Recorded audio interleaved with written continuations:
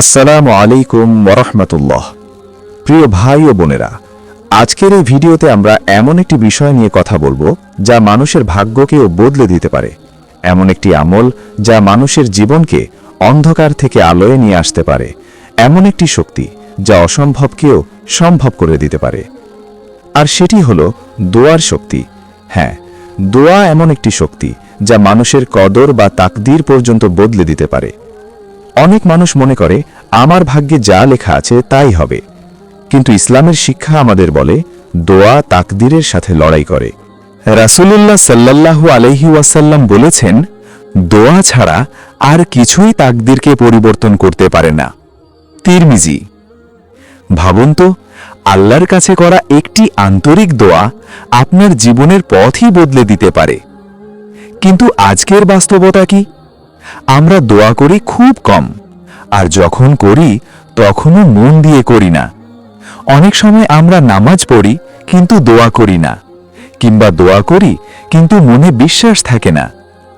আমরা মনে মনে ভাবি, আমার দোয়া কি কবুল হবে? প্রিয় ভাই ও বোনেরা, মনে রাখবেন, আল্লাহ কখনো বান্দার দোয়াকে অবহেলা করেন না। আল্লাহ নিজেই কুরআনে বলেছেন, তোমরা আমাকে ডাকো, আমি তোমাদের ডাকে সাড়া দেব। সূরা গাফির 60। এই আয়াতটি আমাদের জন্য একটি বড় আশা। আপনি যদি সত্যিকারভাবে আল্লাহকে ডাকেন, আল্লাহ অবশ্যই আপনার দোয়া শুনবেন। কিন্তু অনেক সময় আমরা দেখি, আমরা দোয়া করি তবুও মনে হয় দোয়া কবুল হচ্ছে না। কেন এমন হয়? এর কয়েকটি কারণ আছে। প্রথম কারণ হলো আমাদের দোয়ায় আন্তরিকতা কম থাকে। আমরা মুখে দোয়া করি কিন্তু হৃদয় আল্লাহর দিকে থাকে না। দ্বিতীয় কারণ হলো আমাদের জীবনে গুনাহ বেশি থাকে। গুনাহ মানুষের দোয়ার পথে বড় বাধা হয়ে দাঁড়ায়।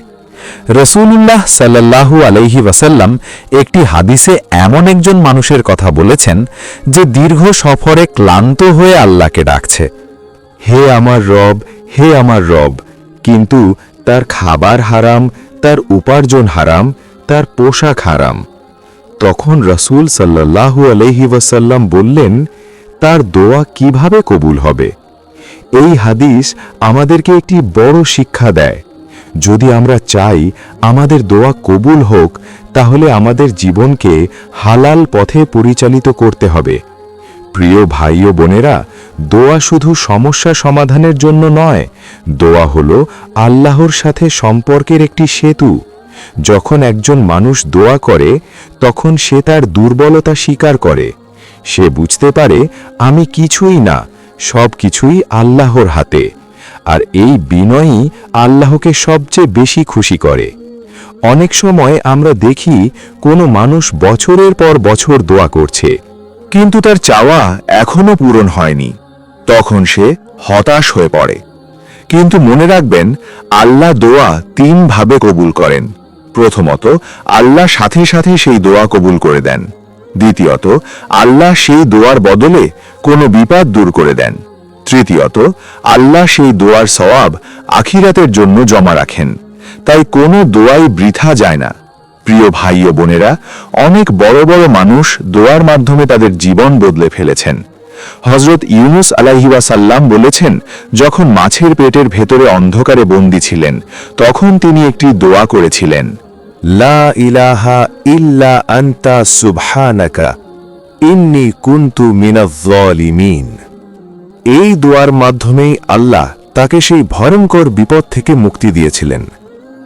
এই ঘটনা আমাদের শেখায়, যখন সব দরজা বন্ধ হয়ে যায়, তখনও একটি দরজা খোলা থাকে, আর সেটি হলো দোয়ার দরজা।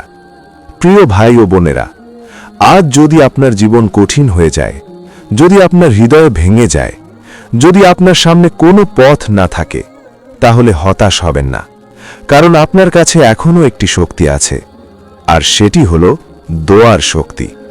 আপনি যদি রাতে আল্লাহর সামনে কান্না করেন, যদি আপনার হৃদয় থেকে দোয়া বের হয়, তাহলে আল্লাহ অবশ্যই আপনার কথা শুনবেন। আল্লাহ এমন রব, যিনি বান্দার চোখের পানি দেখেন, তিনি বান্দার হৃদয়ের কষ্ট বোঝেন। তাই আজ থেকেই সিদ্ধান্ত নিন, আপনি দোয়া ছেড়ে দেবেন না।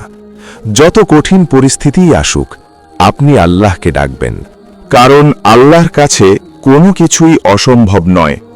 একটি দোয়া আপনার জীবন বদলে দিতে পারে। একটি দোয়া আপনার ভাগ্য বদলে দিতে পারে।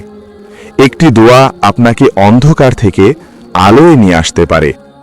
আল্লাহ আমাদের সবাইকে বেশি বেশি দোয়া করার তৌফিক দান করুন। আমাদের দোয়াগুলো কবুল করুন। আমাদের জীবনকে বরকতময় করে দিন। আমিন। ওয়াসসালামু আলাইকুম ওয়া রাহমাতুল্লাহ।